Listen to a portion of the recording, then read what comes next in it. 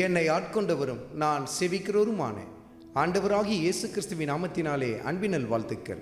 கிறிஸ்து இயேசுக்குள் மிகவும் பிரியமான அன்பு சகோதர சகோதரிகளே, நீதிமொழிகளின் புத்தகத்தில் 31வது அதிகாரத்தில் 27வது வசனத்தில், அவள் சோம்பலின் அப்பத்தை புசியாமல் தன் வீட்டுக்காரியும் எப்படி நடக்கிறது என்று கண்ணோக்கமாயிருக்கிறாள். குணசாலியான ஸ்திரீ எப்படிப்பட்டவளாய் காணப்படுகிறாள்?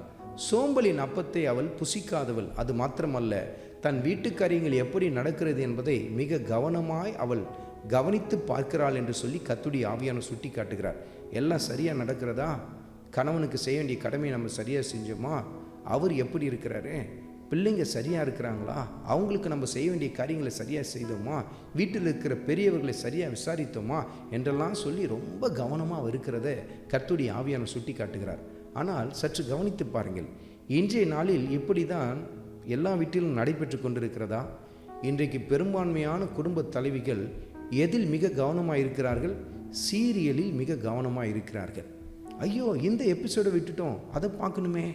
ஐயையோ, இன்றைக்கு இந்த சமயத்தில் இது வரும் இல்லையா, காலம் கடந்து விட்டதே என்று சொல்லி சீரியல் சீரியல் சீரியல் என்று சொல்லியே தன் குடும்பத்தை சீரழித்து கொண்டிருக்கிற பல குடும்ப தலைவிகளை நம்ம பார்க்கிறோம். உங்களுக்கு தெரியுமா, சீரியல் என்பது ஒரு சீரியல் கில்லர்னு உங்களுக்கு தெரியுமா?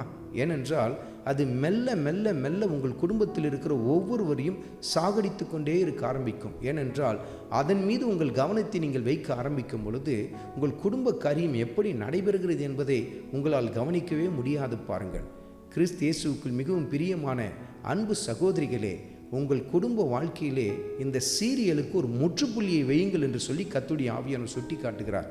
சினிமா, இப்படிப்பட்ட தொடர் கதைகள், இவைகளெல்லாம் உங்கள் குடும்பத்தில் எந்த வகையிலும் நுழையாதபடிக்கு கவனமாயிருங்கள் என்று சொல்லி கர்த்தருடைய ஆவியானவர் சுட்டி காட்டுகிறார்.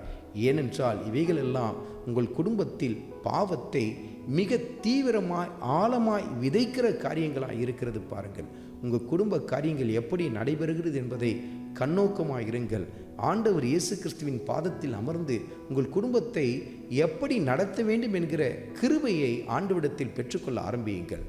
ஆண்டவராகிய இயேசு கிறிஸ்துவின் நிறைவான கிருபையும் ஞானமும் உங்களை தாங்கி நடத்த ஆரம்பிக்கும். கர்த்தர் தாமே உங்களையும் உங்கள் குடும்பத்தையும் ஆசீர்வதிப்பாராக. ஆமென்.